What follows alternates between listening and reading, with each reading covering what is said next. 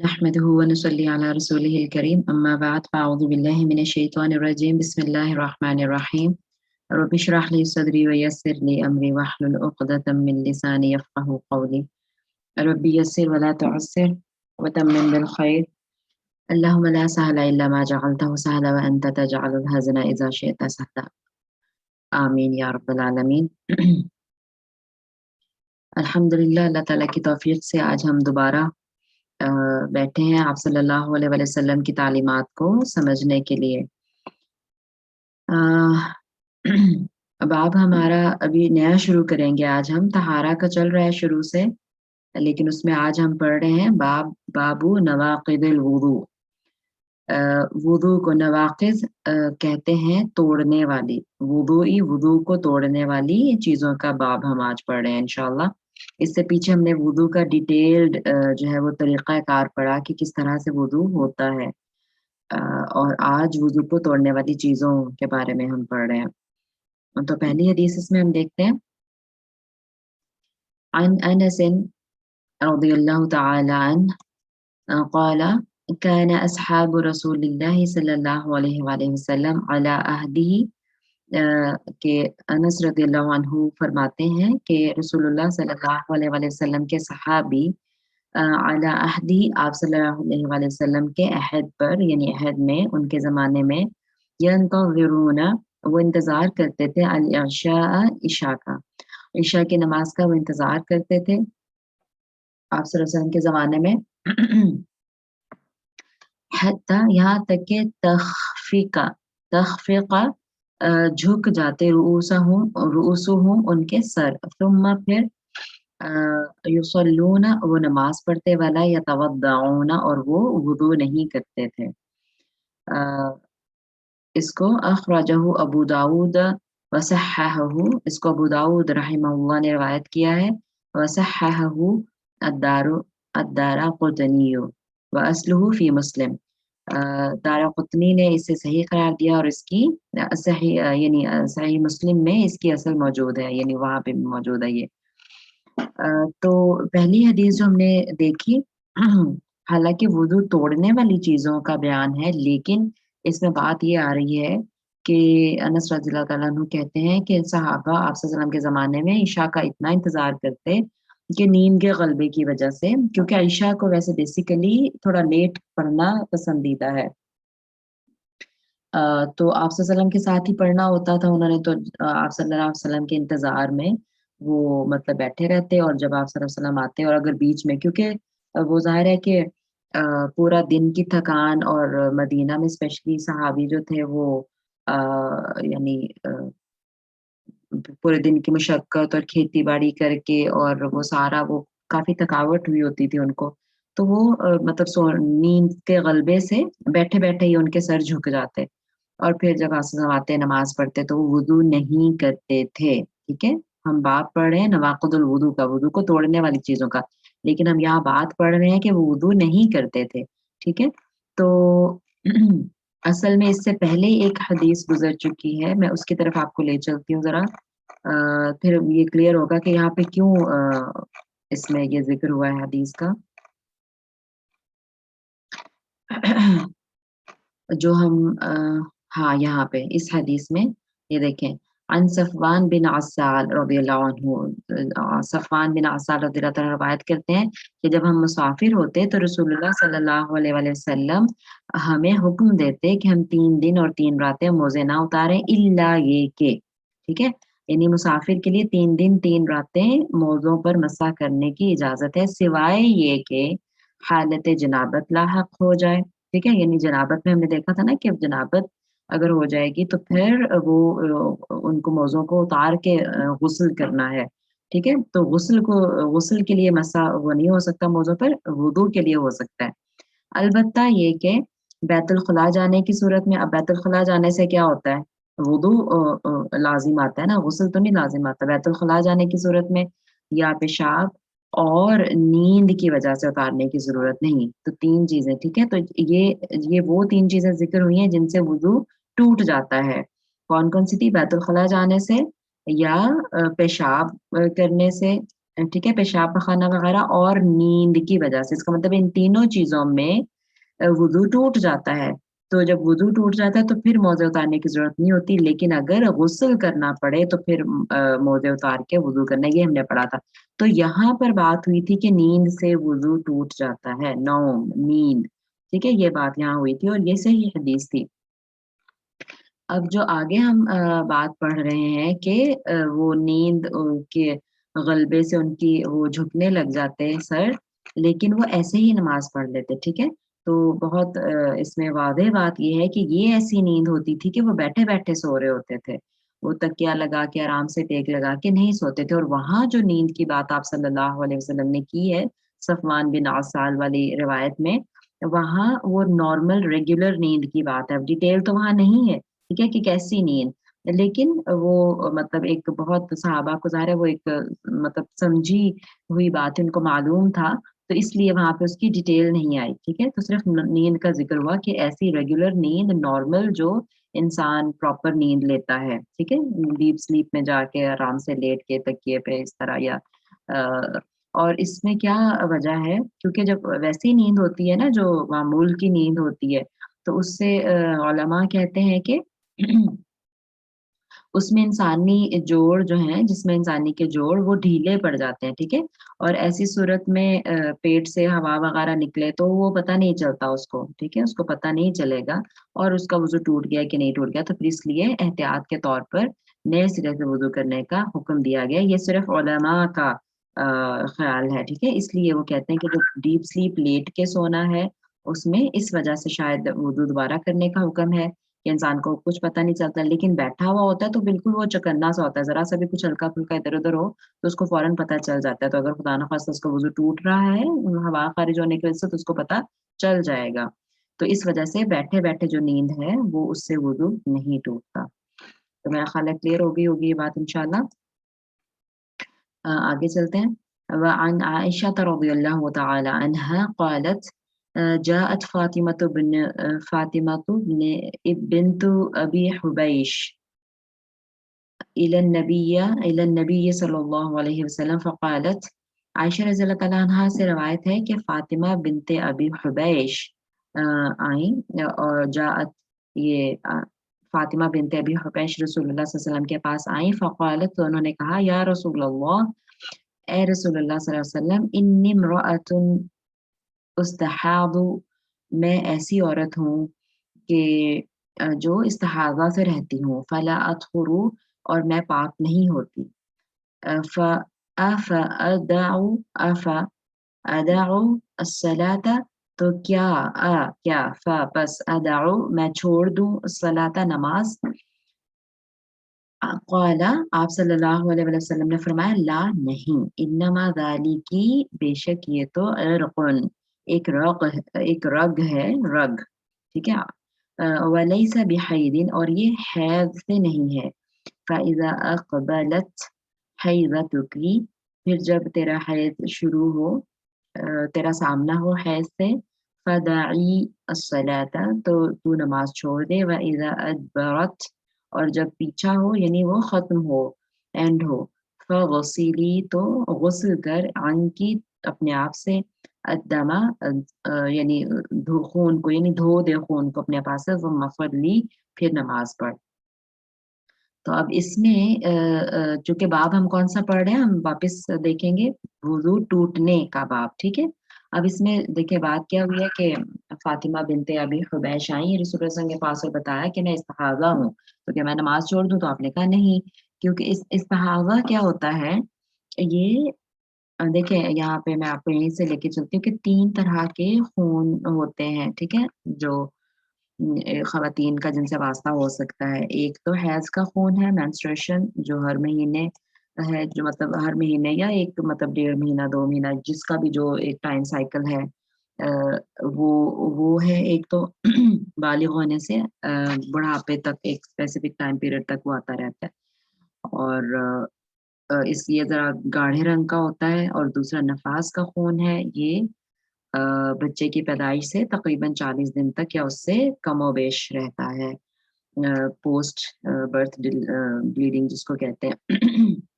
तो यहाँ पे भी जितने दिन ज़ाहिर है वो रहता है तो उतने दिन नमाज़ नहीं पढ़ी जाती, मेंस्ट्रुएशन में भी नहीं पढ़ी जाती। तीसरा खून जो है इस्तिहादा का है, ठीक है? ये दोनों से अलग है। और ये रेगुलर नहीं है, इसके आने-जाने का कोई टाइम पीरियड मुकर्रर नहीं है, ठीक है? और किसी को तो मतलब आके ख़त्म हो सकता है, लेकिन किसी को पूरी-पूरी उम्र जो है वो ये रहता है और ये फिर एक बीमारी की सूरत अख्तियार कर लेता है, ठीक है? यानी रेगुलर सालों किसी को ये रह सकता है। और इसका यही है कि फिर ये मतलब इसका रंग जो है वो लाइट होता है मेंसेस के खून के निस्बत। अच्छा ख़ैर तो ये 3 चीज़ें अलग-अलग हो गई। अब इसमें से ये है कि हमें वो ज़ाहिर है कि नफ़ास और हैज़ का तो पता है सबको।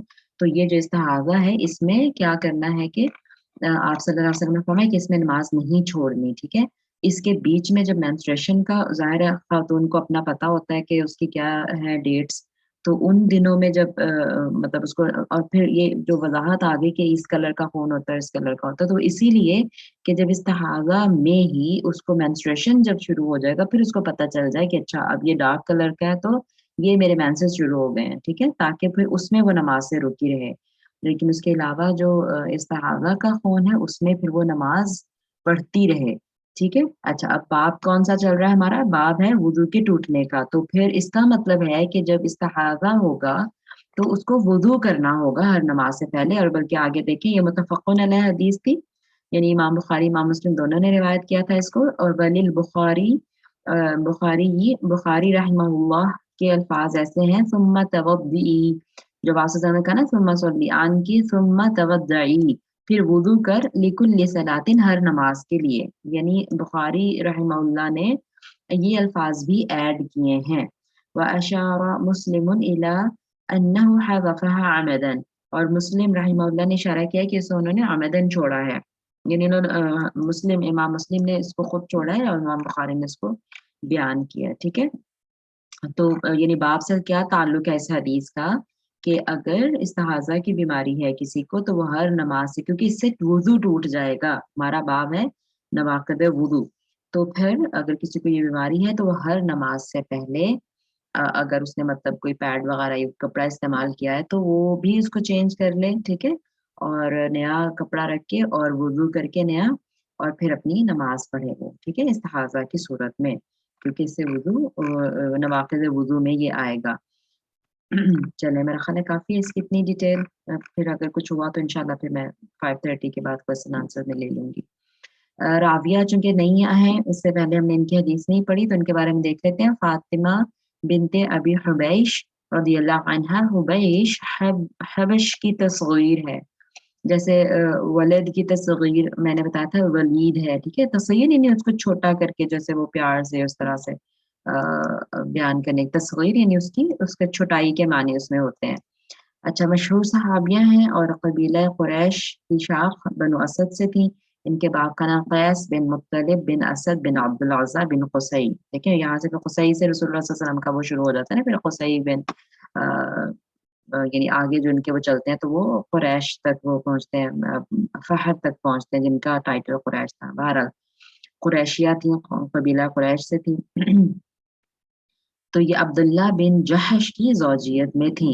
ज़ैनब बिन्त जहश रसूलुल्लाह सल्लल्लाहु अलैहि वसल्लम की वाइफ़ थी, तो यानी अब्दुल्ला यानी उनकी भाभी हुई फिर, ठीक है ना? आप सल्लल्लाहु अलैहि वसल्लम की जो वाइफ़ थी ज़ैनब बिन्त जहश, उनकी भाभी थी ये फ़ातिमा बिन्त अबी हुबैश। बहरहाल बड़े रुतबे वाली थी और उन्होंने हिजरत भी की थी, ठीक है? तो ये राबिया के बारे में बात थी।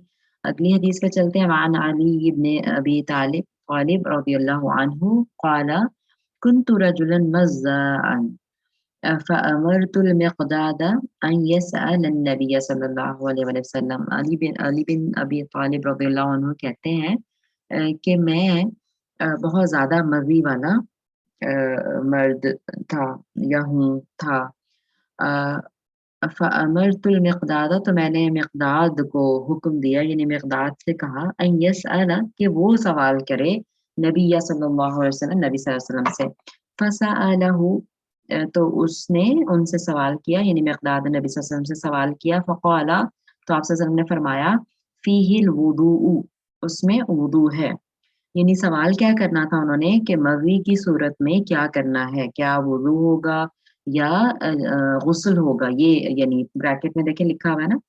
تو حضرت علی رضی اللہ تعالیٰ عنہ ایسے مرد تھے جن کو مزی بہت زیادہ آتی تھی، تو انہوں نے یعنی خود نہیں پوچھا رسول اللہ صلی اللہ علیہ وسلم سے. کیوں؟ کیونکہ رسول اللہ صلی اللہ علیہ وسلم کی بیٹی ان کی زوجیت میں تھی، ٹھیک ہے. تو ایک شرم و حیا کا تقاضا تھا کہ اپنے مطلب وہ اسی سلسلے کی کوئی بات آپ صلی اللہ علیہ وسلم سے پوچھیں. تو پھر انہوں نے حیا کی وجہ سے خود نہیں پوچھا بلکہ اپنے دوست مقداد سے پوچھوایا. تو مزی کیا ہوتی ہے کہ جو مطلب منی کا تو ہم سب کو پتہ ہے نا کہ مطلب جو بیوی سے ہم بستری کے وقت اور جماع کے وقت جو جو ڈسچارج ہے وہ منی ہے، اس سے تو غسل لازم ہے، ٹھیک ہے. لیکن مزی جو ہے وہ بس ویسے ہی شہوت سے یا شہوت کے بغیر وائٹ کلر کا جو ڈسچارج ہے اس سے وضو لازم آتا ہے، ٹھیک ہے. تو وہ بھی نواقض وضو میں سے ہوتی ہے، یعنی واش کر کے اپنے آپ کو صرف وضو کر لیں تو دیٹ از انف.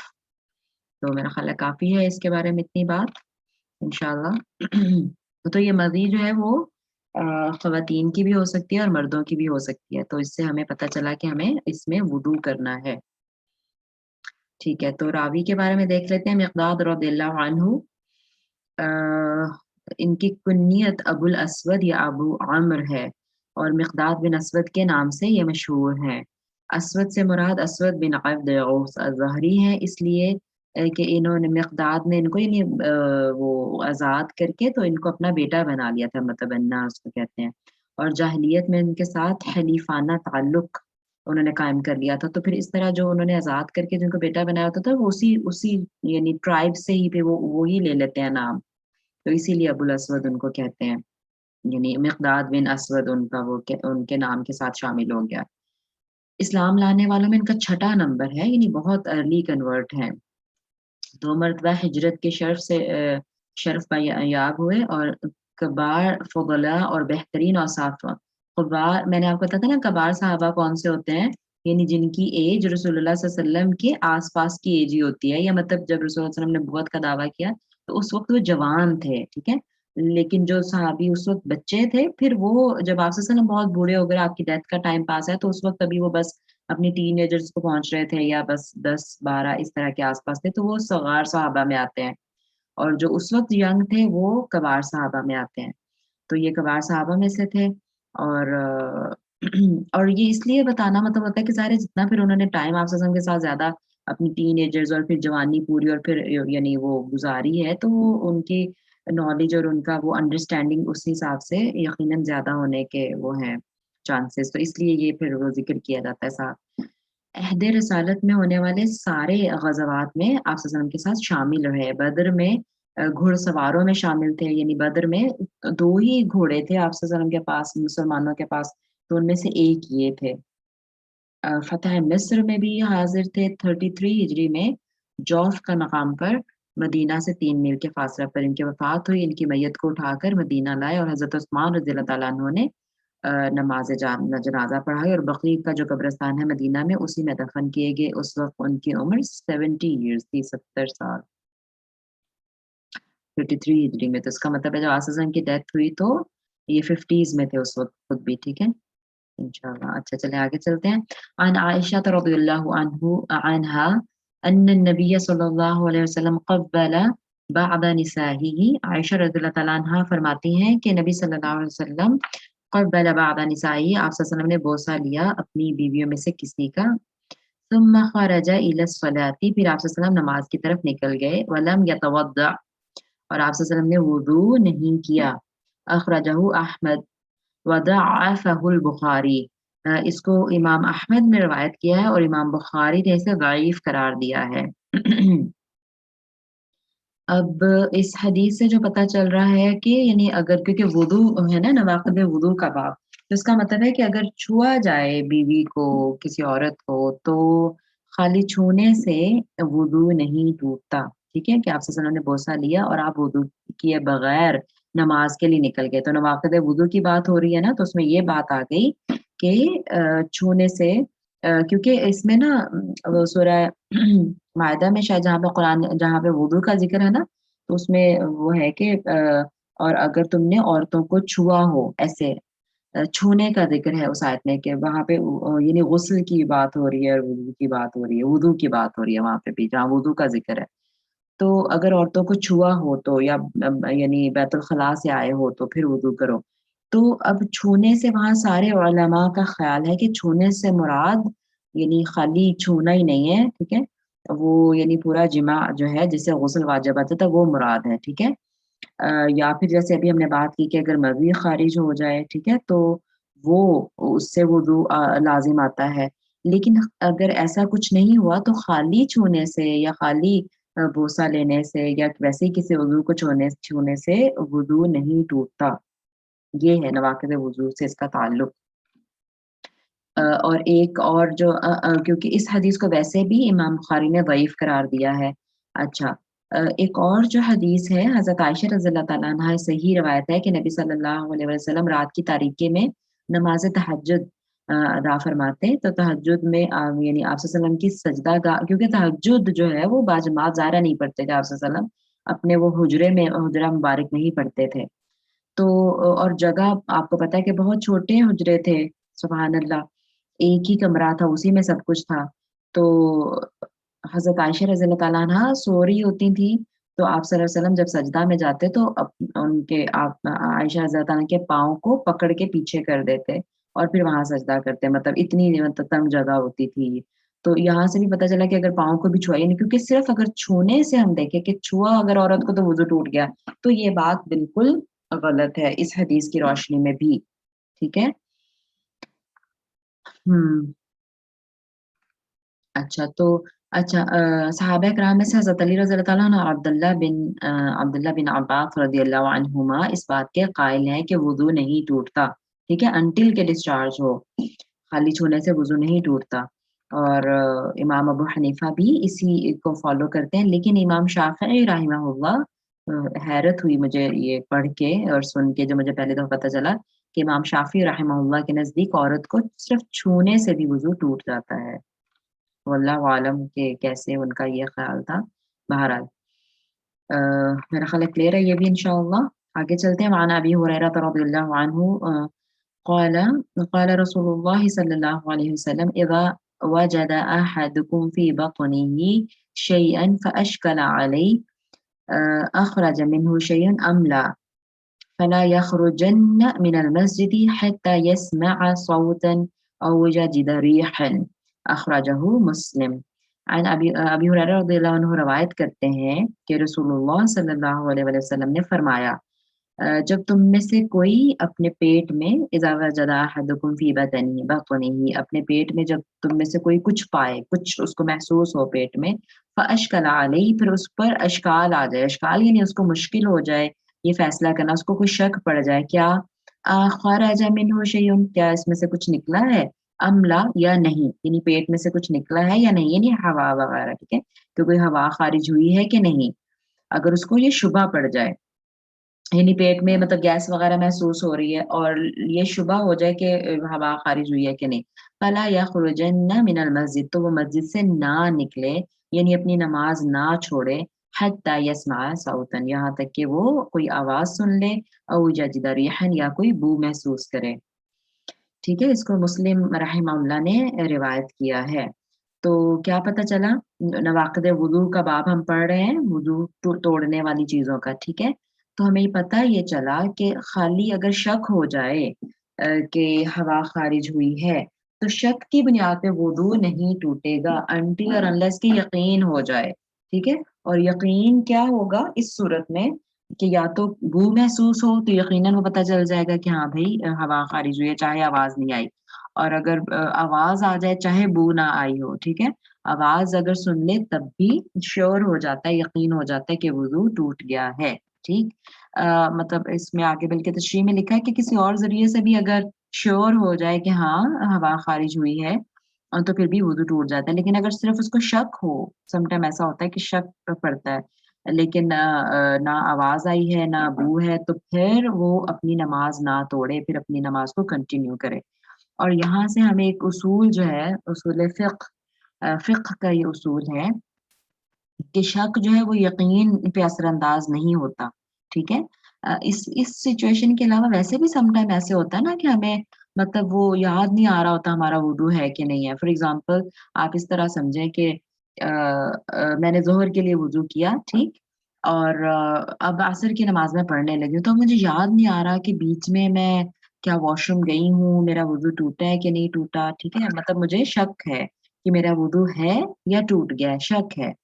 लेकिन ये तो ज़ाहिर है यकीन है कि मैंने ज़ोहर के वक़्त वुज़ू किया था, ये यकीन है।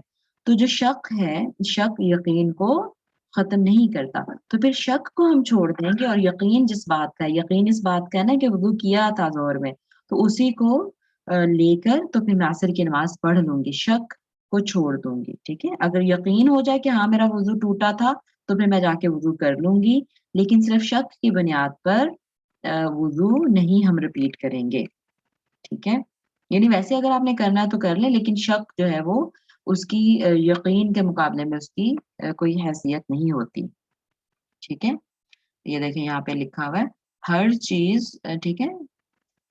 अ, हर चीज़ अपने हुक्म पर कायम रहती है, तावक़्त ये कि उसके बरख़िलाफ़ यकीन ना हो जाए। यानी हुक्म ये है कि वुज़ू था, किया था, ये हुक्म है, ये यकीन है और इसके खिलाफ़ कि वुज़ू नहीं है, अगर उसका यकीन हो जाएगा तो फिर वो टूट जाएगा, वरना नहीं टूटेगा, ठीक है? अगली हदीस ले लेते हैं एक और वअन तल्क़ طلق بن علي رضي الله عنه قال رجل مسست ذكري أو قال الرجل آه، عن طلق बिन अली रज़ी अल्लाहु अन्हु रवायत करते हैं क़ाला उन्होंने कहा क़ाला रजुलुन के एक शख्स ने कहा मसस्तु ज़करी कि मैंने अपनी शर्मगाह को हाथ लगाया औ क़ाला या उन्होंने कहा अर्रजुलु यमस्सु ज़करहु फ़ी स्सलाती कि या उन्होंने इस तरह कहा कि मैंने अपनी शर्मगाह को हाथ लगाया या इस तरह कहा कि कोई एक आदमी नमाज में अपनी शर्मगाह को हाथ लगाता है क्या अलैहि वुदूउन उस पर वुदू है, यानी क्या उसको वुदू करना चाहिए, रिपीट करना चाहिए? फ़क़ाल नबी सल्लल्लाहु अलैहि वसल्लम नबी सल्लल्लाहु अलैहि वसल्लम ने फरमाया, ला नहीं इन्नमा हुवा बदअतुम मिनका कि बेशक वो तो ये तेरे जिस्म का एक टुकड़ा है, ठीक है? इसे पाँचों ने रिवायत किया यानी अ पाँचों आइमा ने इसको रवायत किया और इब्न हिब्बान ने इसे सही करार दिया है। इब्न मदीनी कहते हैं कि बुसरा की हदीस से ये हदीस बहुत बेहतर है। अच्छा, अब इसमें भी बुसरा की हदीस अभी आगे आएगी, ठीक है? अ, यहाँ पर जो है कि यानी ये हदीस जो है चलिए अगली हदीस में एक और ले लेती हूँ फिर जल्दी से इंशाल्लाह हम इसको करेंगे बुसरा की हदीस ठीक है? ये वअन बुसरा बिन्त सफ़वान रज़ियल्लाहु तआला अन्हा अन्ना रसूलुल्लाह सल्लल्लाहु अलैहि वसल्लम क़ाला बुसरा बिन्त सफ़वान रज़ियल्लाहु अन्हा कहती हैं कि रसूलुल्लाह सल्लल्लाहु अलैहि वसल्लम ने फरमाया मन मस्सा ज़करहु फलयतवद्दअ जिसने अपनी शर्मगाह को हाथ लगाया फलयतवद्दा उसे चाहिए कि वो वुज़ू करे, ठीक है? इसे भी पाँचों आइमा ने रिवायत किया है और इब्न हिब्बान ने इसे सही करार दिया है और इमाम बुखारी रहिमहुल्लाह की ये राय है कि ये इस बाब में सहीह तरीन हदीस है, ठीक? अब ये 2 हदीस हैं जिसमें एक में ये बात हो रही है कि अपने शर्मगाह को हाथ लगाया तो आप सल्लल्लाहु अलैहि वसल्लम ने कहा कि वुज़ू ना करो, ठीक है? कि वो तो बेशक तेरे जिस्म का ही एक टुकड़ा है, ठीक है? बस इसमें देखिए ये नहीं कहा कि वुज़ू करो या ना करो, राइट? यानी इसमें क्लियर बात नहीं है। यानी जैसे एक इज्तिहाद आप सल्लल्लाहु अलैहि वसल्लम ने किया कि वो तेरे जिस्म का ही एक टुकड़ा है, ठीक है? लेकिन जो अगली हदीस है उसमें क्लियर हुक्म है कि जो अपने शर्मगाह को हाथ लगाए फलयतवद्दा हमें पता है कि ये लामे अम्र है क्योंकि फलयतवद्दा सुकून है एंड पे और गायब को जब हुक्म देना होता है तो लामे अम्र से हुक्म देते हैं। तो ये हुक्म है कि उसे और फिर ज़ाहिर है हम ये तो नहीं कहेंगे कि वो वुज़ू यानी उसे वुज़ू करना चाहिए इस तरह तर्जुमा करते हैं, ठीक? तो अ, ये पहले भी शायद मैंने डिस्कस किया हुआ है जब उसूल हदीस की थोड़ी-सी हमने दी थी कि एक हदीस ऐसी जिसमें ज़्यादा सिक़ा रावी मौजूद हैं, ठीक है? जो चेन जो जो सनद हदीस की चेक की जाती है ना, तो उसके हवाले से फिर वो सनद कौन-सी अफ़ज़ल है, जिस सनद में, जिस चेन में सारे रावी ज़्यादा सिक़ा होंगे, उसको फिर अहमियत दी जाती है। तो ये वाली जो हदीस है बुस्रा बिन्त सफ़वान की, ये ज़्यादा मज़बूत सनद है इसकी, ठीक है? उसको भी उसको सही इब्न हिब्बान ने उसको सही करार दिया है, ठीक है? लेकिन अ, बुस्रा की हदीस जो है ना वो इस हदीस से ज़्यादा बेहतर है, ठीक है? यानी उसकी ज़्यादा सनद मज़बूत है। इसको ज़ईफ़ नहीं कहा पिछली हदीस को भी किसी ने, लेकिन ये ज़्यादा मज़बूत रिवायत इसकी है। ठीक है? तो इसका क्या मतलब है कि जब अपनी शर्मगाह को कोई हाथ लगाए तो उसको वुज़ू अ, करना चाहिए, ठीक है? इससे वुज़ू टूट जाता है। सही है और यही राजिह कौल है। देखें यहाँ लिखा हुआ है और यही राजिह कौल है, यानी इस कौल को तरजीह देंगे। पिछली क्लास में मैंने आपको बताया था ना कि राजिह मरजू करते हैं या नासिख मनसूख करते हैं, ठीक है? तो राजिह यानी तरजीह इसको ही दी जाएगी, क्योंकि इसमें क्लियर कट आप सल्लल्लाहु अलैहि वसल्लम ने हुक्म दिया है, कोई इसमें इज्तिहाद नहीं है कि अच्छा वो जिस्म का टुकड़ा है या नहीं है, इस तरह की कोई बात नहीं है। क्लियरली आप सल्लल्लाहु अलैहि वसल्लम ने कहा कि वो करें, वुज़ू करें दोबारा। तल्क़ बिन देखें बल्कि कुछ आइम्मा ने तो तल्क़ बिन अली से मरवी हदीस को ज़ईफ़ करार दिया है, ठीक है? ख़ैर इब्न हिब्बान ने उनको सही भी कहा है। तो बहरहाल हम यानी फाइनली हम यही करेंगे कि अगर शर्मगाह को हाथ लगाया जाए, चाहे चाहे वो शहवत से लगाया जाए या ना लगाया जाए। लेकिन ये मुख्तलफ़ फ़ी मसला है, यानी इसमें इख्तिलाफ़ है हल्का-सा। कुछ उलमा कहते हैं कि अगर शहवत से लगाया जाए तो फिर वज़ू टूटेगा, कुछ कहते हैं कि नहीं शहवत से लगाएँ या जैसे भी लगाएँ तो वज़ू टूट जाएगा, वज़ू रिपीट करना होगा। स्पेशली जब विदाउट एनी यानी जैसे अगर कपड़े के ऊपर से लगाया है, ख़ारिश वग़ैरह जैसे की है, उससे नहीं टूटेगा। लेकिन अगर डायरेक्ट हाथ लगाया है कपड़े के बगैर तो उससे वुज़ू टूट जाएगा, ठीक है? यही ज़्यादा राजिह कौल है, चाहे शहावत से है, चाहे नहीं है। चलें का टाइम काफ़ी हो गया है, 33 मिनट्स हो गए हैं। बस यहीं पे रुकते हैं हम इंशाल्लाह। ये हज़रत आयशा की क्योंकि इसमें और भी कुछ चीज़ें आ रही हैं, फिर इंशाल्लाह हम उसको अगली क्लास में देखेंगे, ठीक है? सुब्हानक अल्लाहुम्मा व बिहम्दिक नशहदु अन ला इलाहा इल्ला अंता नस्तगफिरुका व नतूबु इलैक रब्बना तक़ब्बल मिन्ना इन्नका अंतस समीउल अलीम व तुब अलैना इन्नका अंतत तव्वाबुर रहीम। आमीन या रब्बल आलमीन। अल्लाह ताला उस कमी कोताही माफ़ करे, जो कुछ गलत मुझसे बताया गया या निकल गया मेरे मुँह से, तो वो शैतान की तरफ से अल्लाह ताला उस पे मुआफ़ी हमें अता फ़रमाए और जो सही कहा उसको हमारे दिलों में अल्लाह ताला रासिख़ कर दे। आमीन सुम्मा आमीन। अस्सलामु अलैकुम व रहमतुल्लाहि व बरकातुहू।